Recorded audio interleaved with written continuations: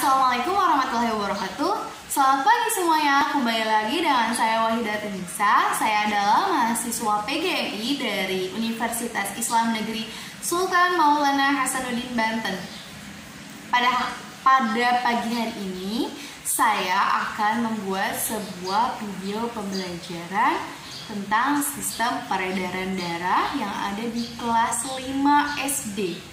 Untuk itu saya mengucapkan terima kasih kepada Bapak Junji selaku dosen mata kuliah IPA di semester 4 ini. Bismillahirrahmanirrahim. Assalamualaikum warahmatullahi wabarakatuh. Selamat pagi anak-anak. Bagaimana kabarnya hari ini? Bu Guru harap kita semua selalu dalam keadaan sehat.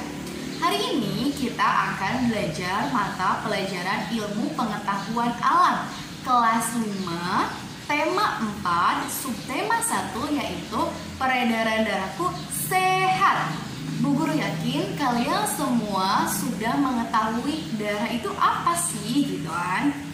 Baik, sebelum memulai materi, alangkah baiknya kita membacakan basmalah. Bismillahirrahmanirrahim. Lalu setelah ini Ibu Guru akan mengabsen kalian satu persatu ya.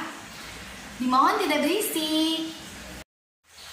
Nah, selanjutnya kita langsung ke materi hari ini yaitu sistem peredaran darah. Sistem peredaran darah juga disebut sebagai sistem kardiovaskular. Sistem ini adalah bagian dari kinerja jantung dan jaringan pembuluh darah. Tugas utamanya adalah mengedarkan oksigen dan nutrisi ke seluruh sel dan jaringan. Mengalirnya darah di dalam tubuh disebut juga sistem peredaran darah. Sistem peredaran darah di dalam tubuh kita itu ada dua, yaitu sistem peredaran darah kecil dan sistem peredaran darah besar. Sedangkan sistem peredaran darah kecil yaitu dari bilik kanan menuju paru-paru melalui arteri pulmonalis. Dalam paru-paru terjadi pertukaran darah yang banyak mengandung karbon dioksida atau CO2. Setelah itu dengan darah yang banyak mengandung oksigen atau O2. Darah yang banyak mengandung O2 kembali ke jantung melalui vena pulmonalis. Itu merupakan jalannya sistem peredaran darah kecil. Oke, selanjutnya yaitu sistem peredaran darah besar, yaitu darah yang mengandung oksigen mengalir ke seluruh tubuh kecuali paru-paru melalui arteri besar. Selanjutnya terjadinya pertukaran darah yang banyak mengandung oksigen dengan darah yang banyak mengandung karbon dioksida di seluruh tubuh. Darah yang banyak mengandung karbon dioksida kembali ke jantung melalui vena ke serambi kanan. Nah, itu merupakan sistem peredaran darah besar. Nah, itu tadi merupakan jalannya sistem peredaran darah kita setiap harinya, setiap detiknya, bahkan baik itu sistem peredaran darah besar ataupun sistem peredaran darah kecil. Nah, fungsi atau peranan organ peredaran darah pada manusia itu terdiri atas adanya jantung, adanya paru-paru, dan pembuluh darah. Nah, selanjutnya Ibu akan menjelaskan peranan jantung di dalam tubuh kita. Jantung adalah organ tubuh manusia yang berfungsi memompa darah ke seluruh tubuh.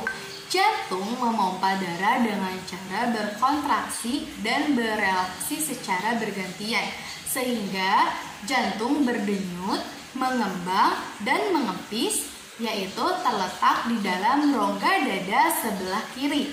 Ukuran jantung kira-kira sebesar kepala tangan pemiliknya. Jadi jantung seseorang itu pasti berbeda-beda ya anak-anak. Nah, selanjutnya jantung tersusun atas kumpulan otot-otot yang sangat kuat yang disebut miokardium, yaitu jantung terdiri atas 4 ruang, yaitu serambi kanan, serambi kiri, bilik kanan, dan bilik kiri. Nah, antara bagian kanan dan kiri jantung dibatasi oleh sekat jantung yang disebut dengan katup jantung. Katup jantung berfungsi untuk mencegah bercampurnya darah yang mengandung oksigen dengan darah yang banyak mengandung karbon dioksida. Otot penyusun bilik jantung lebih tebal daripada otot pada serambi jantung. Hal ini disebabkan tugas bilik jantung lebih berat, sedangkan tugas bilik jantung lebih berat, yaitu tugasnya memompa darah keluar dari jantung ke seluruh bagian tubuh. Nah, kontraksi dan relaksasi pada jantung mengakibatnya terjadinya denyut jantung atau denyut nadi. Ketika jantung memompa darah ke dalam pembuluh nadi, pembuluh tersebut ikut berdenyut. Dengan demikian, melalui denyut nadi, kamu dapat mengetahui denyut jantung kalian. Dengan denyut nadi akan terasa jelas dengan menekan pembuluh nadi pada pergelangan tangan dan bagian leher di bawah telinga untuk dapat menghitung denyut nadi. Nah, itu merupakan sistem organ jantung pada tubuh kita, tubuh manusia. Selanjutnya yaitu yang kedua adalah pembuluh darah. Pembuluh darah merupakan saluran tempat mengalirnya darah dari jantung ke seluruh tubuh dan dari seluruh tubuh kembali ke jantung. Pembuluh darah terdiri atas dua jenis, yaitu pembuluh nadi dan pembuluh balik. Pembuluh nadi yaitu disebut dengan arteri atau pembuluh balik disebut dengan vena. Pembuluh nadi atau arteri yaitu pembuluh yang membawa darah yang kaya akan oksigen keluar dari jantung ke seluruh tubuh. Pembuluh nadi yang paling besar disebut aorta atau pembuluh balik, yaitu pembuluh darah yang membawa darah yang kaya akan karbon dioksida dari seluruh tubuh menuju jantung. Nah, pembuluh nadi dan pembuluh balik bercabang-cabang, yaitu ujung cabang pembuluh terkecil disebut dengan pembuluh kapiler atau pembuluh kapiler sangat halus berdinding tipis dan berpori. Dalam pembuluh kapiler ini terjadi pertukaran dua zat, yaitu antara oksigen dan karbon dioksida. Panjang seluruh pembuluh darah manusia jika dihubungkan dari satu ujung ke ujung lainnya dapat mencapai sekitar 160 km. Nah, itu merupakan pembuluh darah. Pembuluh darah terdiri atas pembuluh nadi dan pembuluh balik. Pembuluh nadi dan pembuluh balik mempunyai peranan yang berbeda. Selanjutnya yaitu yang terakhir adalah paru-paru. Paru-paru juga memiliki peranan yang penting dalam proses peredaran darah.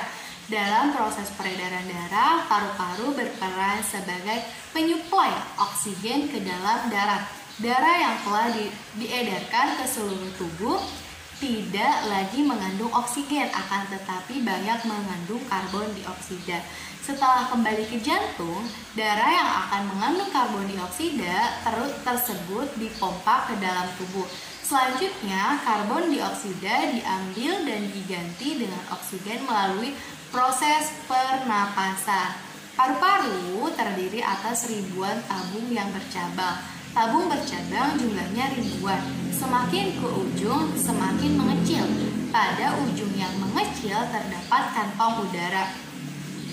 Kantong udara tersebut dinamakan alveoli, yaitu masing-masing alveoli memiliki jaringan halus yaitu kapiler, atau pada jaringan halus kapiler inilah tempat terjadinya pertukaran oksigen dan karbon dioksida.